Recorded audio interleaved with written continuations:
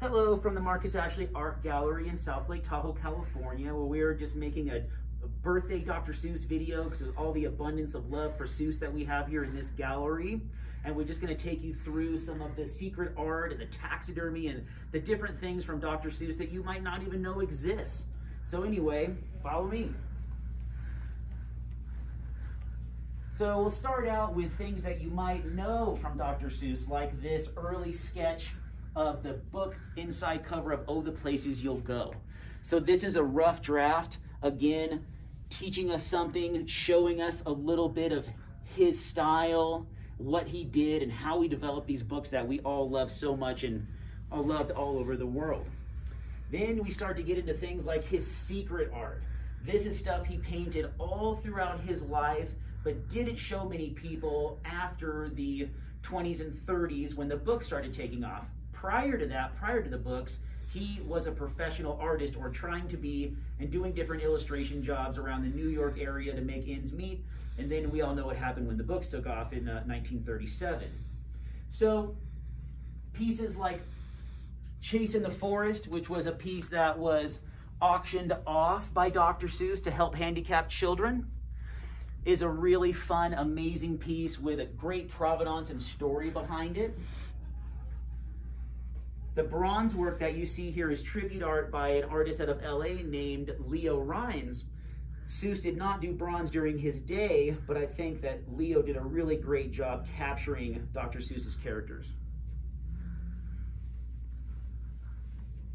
In my opinion, the funnest part of his works that he did, and they're some of his earlier works done from 1931 to 1939, is Dr. Seuss's unorthodox taxidermy collection.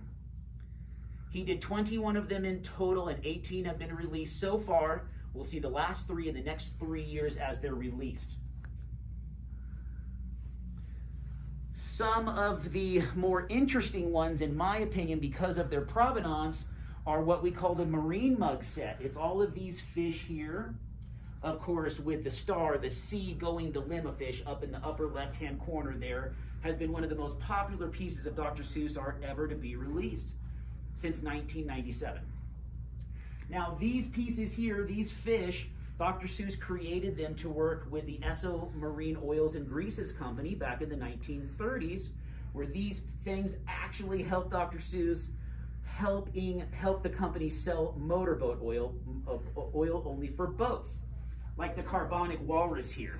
The advertisement behind the carbonic walrus, that is, he represented carbon buildup in your engine, but if you use Esso marine oils and lubricants, you would not have carbon buildup. This is the powerless pufferfish. He represents the power loss that your engine will take in your boat if you don't use the product that Dr. Seuss was telling you to use. And it worked very well. And that's where these came to be and why they were created. So, moving on into this room, we call our last chance room, because most of these pieces are either very rare or have already sold out of their 2 different editions from the Chase Company out of Chicago, who does the fine art limited reproductions for Seuss. Here we have one of my favorite pieces, Green Cat in Underground Uleberg, Finland Subway. Now I may be saying that wrong, it's with the pronunciation, but it's a really fun piece of surrealism that Dr. Seuss did, and it has a really interesting background behind the piece. It was the only one that we know of that he signed twice.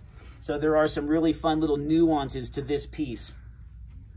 And then we have the 1 fish, 2 fish, red fish, blue fish illustration piece that was just released. It's the newest Dr. Seuss piece out.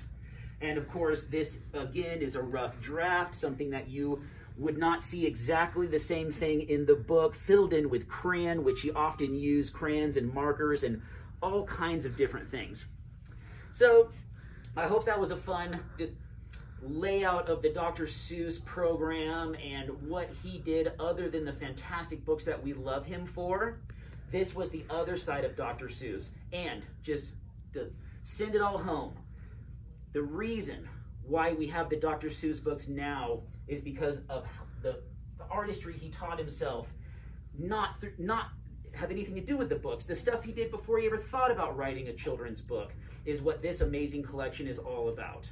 So feel free to go to our website at marcusashley.com and check out all of this stuff. There's amazing stories on our website as well. My name is Pete. You can contact us here at any time for any information about anything in the Seuss world. Thanks so much for watching, and happy birthday, Dr. Seuss.